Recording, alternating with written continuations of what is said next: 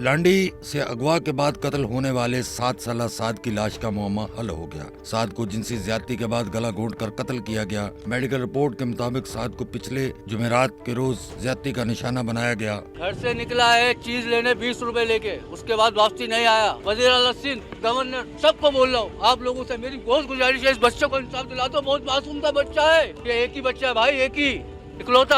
مغرب کا ٹائم ہو چکا تھا، یہ میرے سامنے گلی سے باہر نکلا ہے، اس کے بعد اللہ جانے کہ ادھر مڑا ہے یا ادھر مڑا ہے۔ کی ڈیڈ باڈی ملی ہے مین گندی گلی میں سے، گندی گلی کے 20 سینٹر سے۔ ادھر پولیس کا کہنا ہے کہ سعد کا والد جو کہ پلمبر کا کام کرتا ہے اور اس کے مطابق سعد کو جمعرات کے روز اغوا کیا گیا تھا، جس کے بعد اس کی لاش کی تلاش کی گئی اور نہ ملا۔ تاہم گزشتہ روز سعد کی لاش گھر کے قریب 36 بی لانڈی کی کچرا کنڈی سے بوری میں ملی۔ پولیس کے مطابق سعد کی لاش کی پوسٹ مارٹم رپورٹ کے بعد 2 ملزمان حسن اور سہیل کو گرفتار کر لیا گیا ہے۔ ملزمان کا کہنا ہے کہ جنسی زیادتی کے بعد انہوں نے اس ڈر سے سعد کو قتل کیا کہ وہ انہیں شناخت کر چکا تھا۔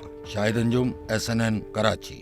سچل نیوز نیٹ ورک کی ویڈیوز میں خوش آمدید۔ ناظرین، ویڈیو سے متعلق اپنی قیمتی رائے کا اظہار کمنٹ باکس میں ضرور کریں اور چینل کو سبسکرائب کریں۔